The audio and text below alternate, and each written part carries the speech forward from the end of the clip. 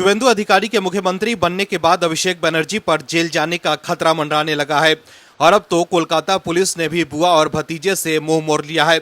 ऐसे में अब शुभेंदु अधिकारी सबसे पहले अभिषेक बनर्जी की ही कुंडली खोलेंगे, क्योंकि उनके पीए की हत्या के बाद बंगाल बीजेपी के नेताओं ने अभिषेक बनर्जी पर साजिश में शामिल होने के गंभीर आरोप लगाए थे और शुभेंदु अधिकारी ने भी कहा था कि सख्त कार्रवाई होगी।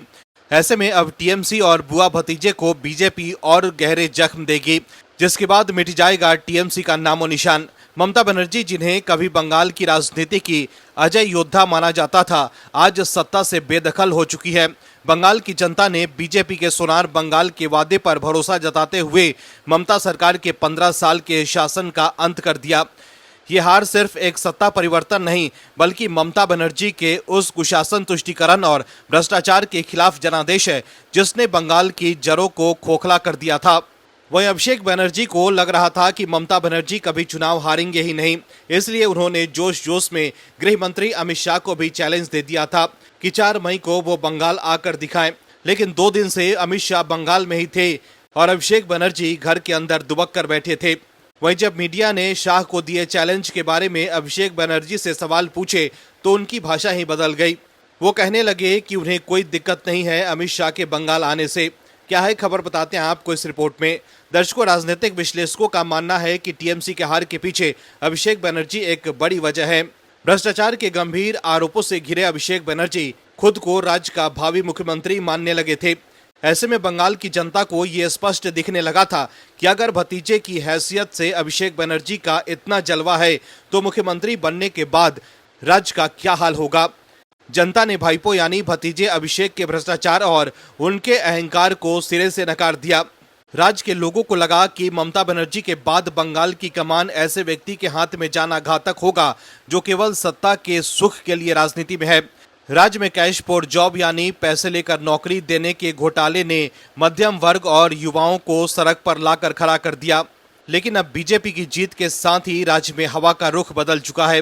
कोलकाता पुलिस, जिसे अब तक टीएमसी सरकार का मजबूत स्तंभ माना जाता था और ममता बनर्जी और अभिषेक बनर्जी के कहने पर कोलकाता पुलिस किसी को भी उठा लेती थी, लेकिन अब उसने अपने सोशल मीडिया हैंडल एक्स पर क्लीन अप अभियान चलाया है।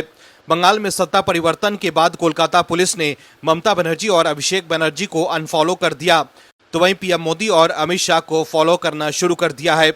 वहीं सीएम शुभेंदु अधिकारी ने कहा है कि वो भाषण कम और काम ज्यादा करेंगे। इसके साथ ही आरजी कर केस की जांच के लिए आयोग का गठन किया जाएगा। दोषियों को सख्त सजा मिलेगी। सीएम शुभेंदु अधिकारी ने यह भी कहा कि भ्रष्टाचार में शामिल लोगों के खिलाफ सेवानिवृत्त न्यायाधीशों का एक आयोग गठित किया जाएगा। सरकारी धन के गबन में शामिल लोगों के खिलाफ भी सख्त कार्रवाई की जाएगी। हम प्रधानमंत्री द्वारा किए गए वादों को पूरा करेंगे।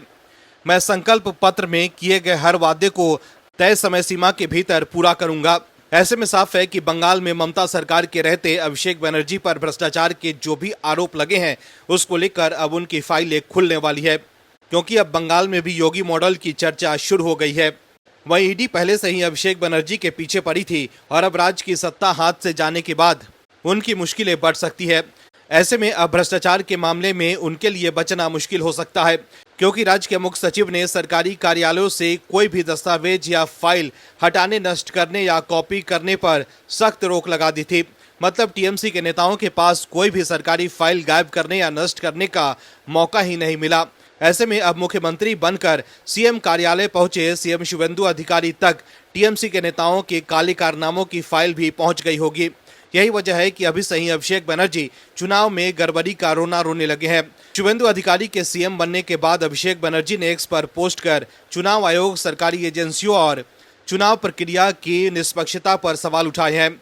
इसके साथ ही अभिषेक बनर्जी ने यह भी आरोप लगाया है कि टीएमसी के कार्यकर्ताओं को डराया धमकाया जा रहा है और उनके कई समर्थकों को घर छोड़ने पर मजबूर होना पड़ा।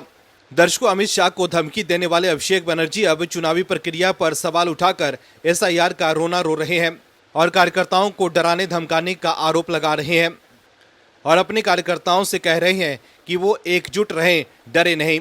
लेकिन हकीकत यह है कि टीएमसी के लोग हार के लिए अभिषेक बनर्जी को जिम्मेदार मान रहे हैं और पार्टी छोड़कर जा रहे हैं।